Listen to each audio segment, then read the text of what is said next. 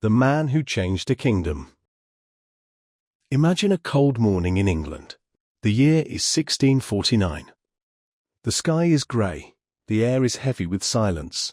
Thousands of people stand in the street. They do not speak. They do not move. They are waiting for something terrible. They are waiting to see a king die.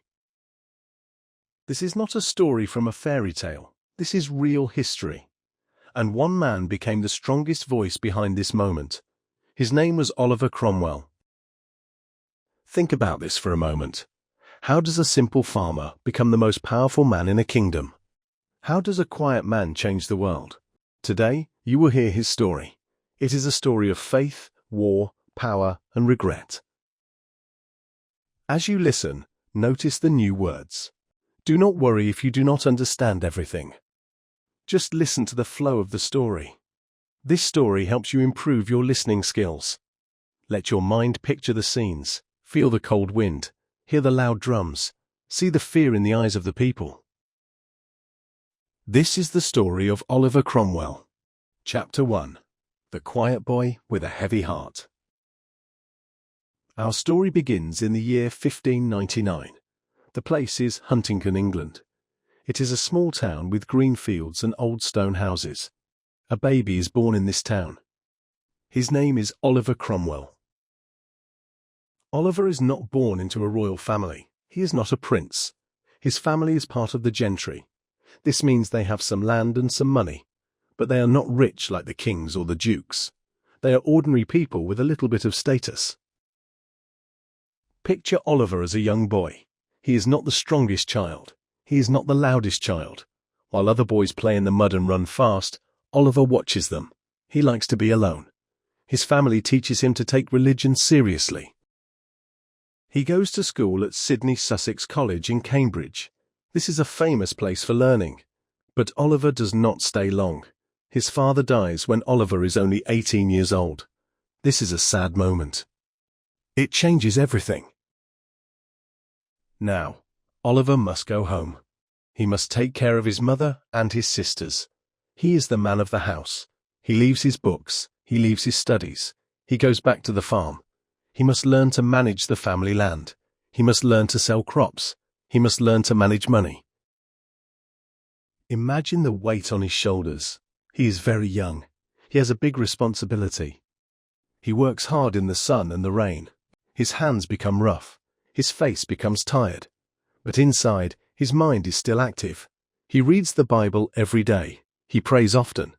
He believes that God has a plan for him, but he does not know what the plan is. For many years, Oliver lives a quiet life. He marries a woman named Elizabeth. They have 9 children. He tries to be a good father. He tries to be a good farmer, but he is not happy. He feels something is missing. He feels a darkness inside him. Historians call this melancholy. Today, we might call it depression. He feels heavy. He feels sad without a clear reason. He walks in his fields, but he does not see the beauty. He hears the birds, but he does not hear the song. He is lost. He is searching for light. He is searching for purpose. This is the first part of his life. It is quiet. It is simple. But it is full of internal struggle.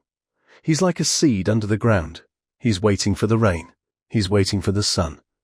He does not know that one day his country will change his life forever. He does not know that his sadness will turn into strength. As you listen to this part, think about your own life. Have you ever felt lost? Have you ever felt like you were waiting for something? This feeling is human. It is normal. Oliver Cromwell felt this too. And look what happened to him later. Chapter 2. Years of Darkness and Silence. The years pass. Oliver is now in his 30s. He is still a farmer. But his life is not easy. Farming is hard work. The weather is unpredictable. Sometimes it rains too much. Sometimes it is too dry. The crops fail. The animals get sick. These were difficult years for Oliver. Not because he lost everything, but because he felt lost inside himself. This is a failure. In those days, land was everything. If you lost land, you lost status. He was no longer a successful gentleman. He was just a struggling farmer. Imagine the shame he felt. He was a grown man. He had a family to feed, but he could not provide enough. He felt like a failure. He questioned himself. Am I good enough? Did God forget me? Why is my life so hard? This period was very dark for Oliver. He became unhappy with the way the church was changing. He felt that the priests were not honest.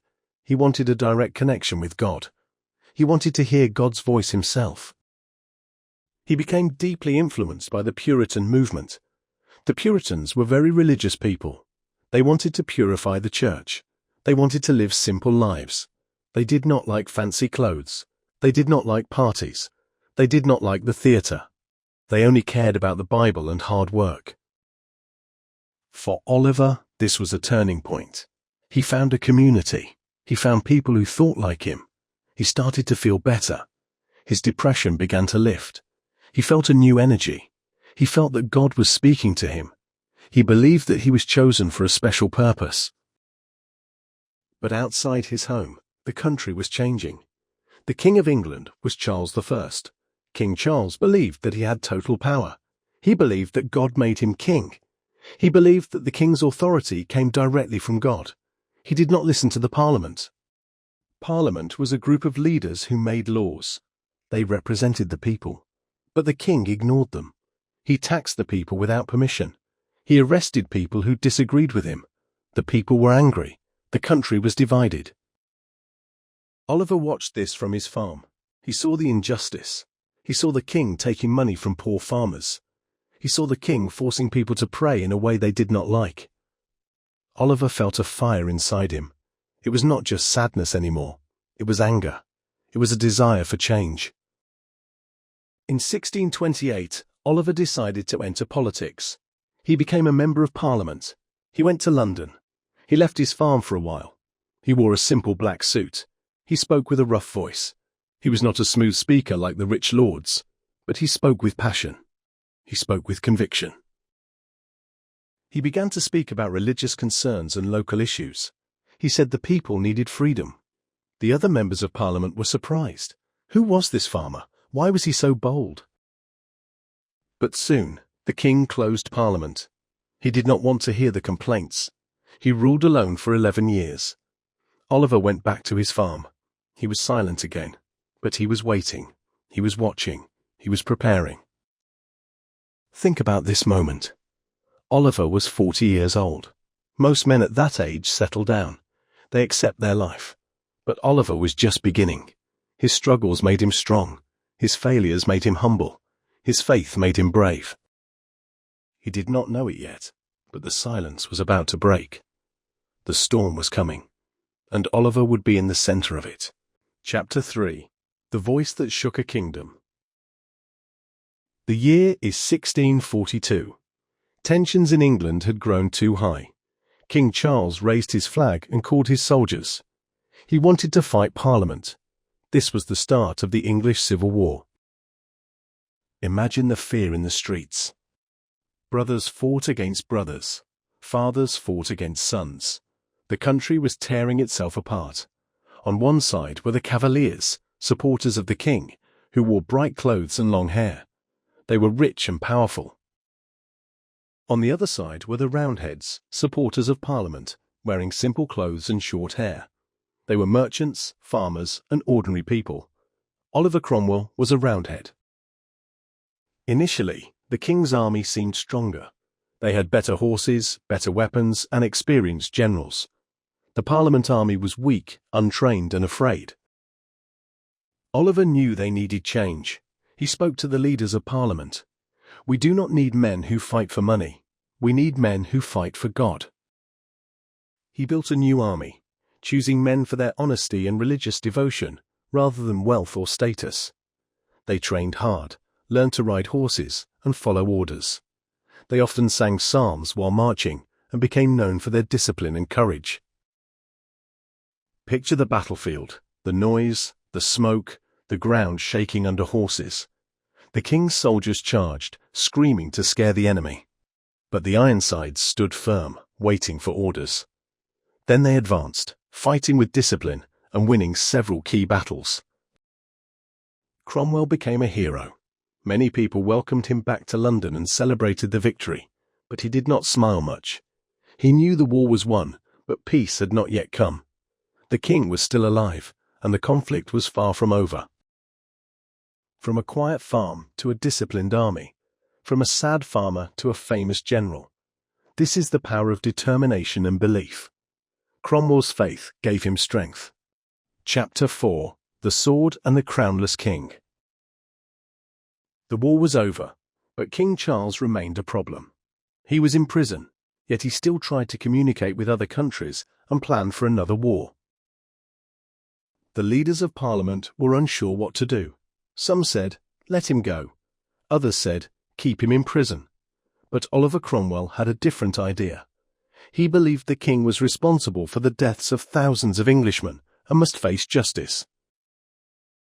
The law is above the king, he said.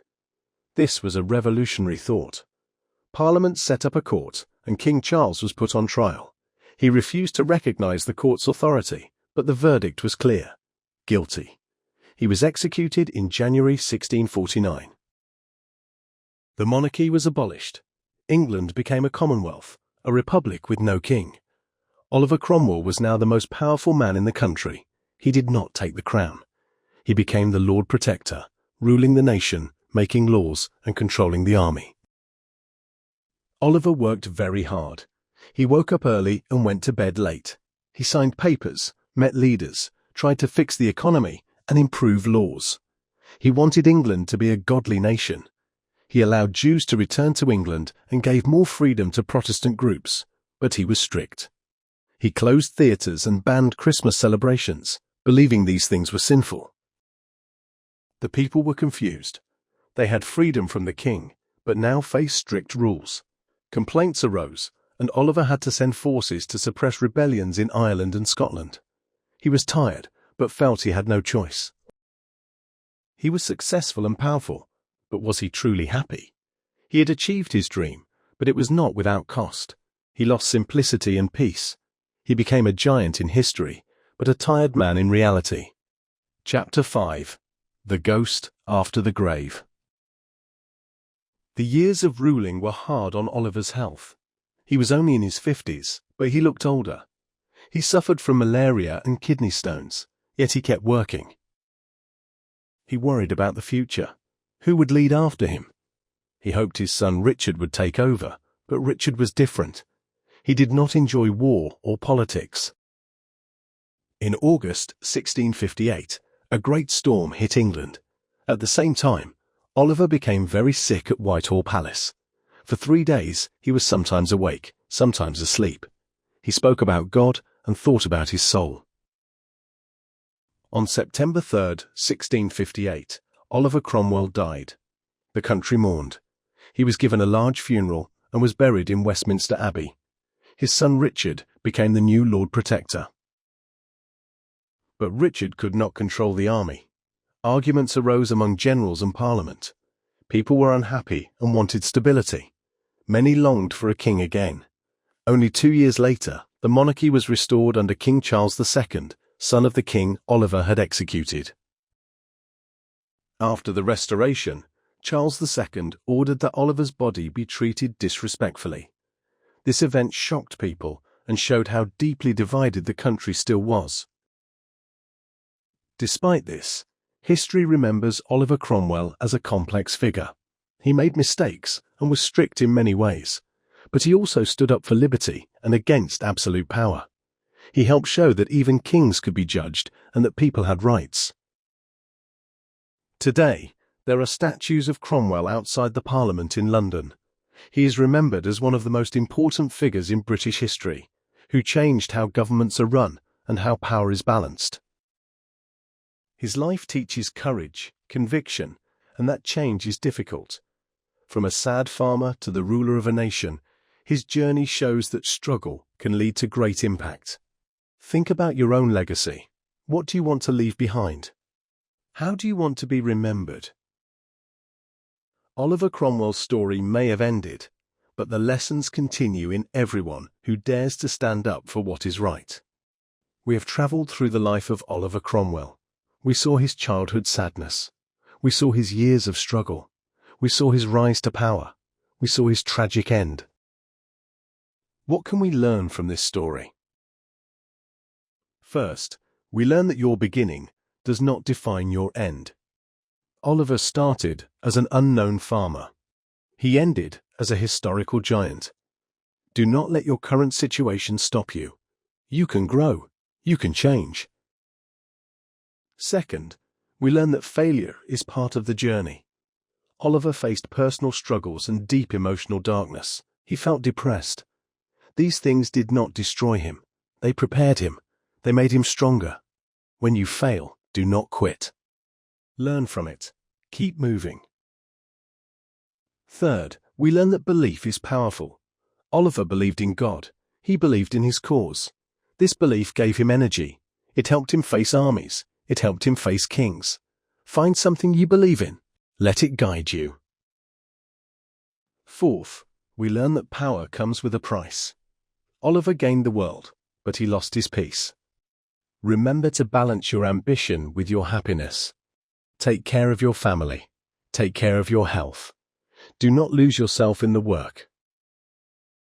Finally, we learn that history is complex. People are not just good or bad. They are both. Oliver did great things. He also did harmful things. We must judge people with wisdom. We must learn from their mistakes and their successes. This story helps you improve your listening skills. You heard many new words. You heard about history, war, faith, and power. Keep listening to stories like this. It will help your English. It will help your mind. If you enjoyed this story, like, share, and subscribe. It helps our channel grow. It helps more people learn English through history. Thank you for listening. Thank you for spending this time with me. Now I want to ask you something. Think about this question. It is important. Oliver Cromwell had a very difficult life. He faced depression, failure, war, and heavy responsibility. But he kept going. He followed his conviction. What is one struggle you are facing right now that you will not give up on? Write your answer in the comments. I want to read your stories. I want to know about your courage. Many people will watch this video, but only a few will comment. Be one of them.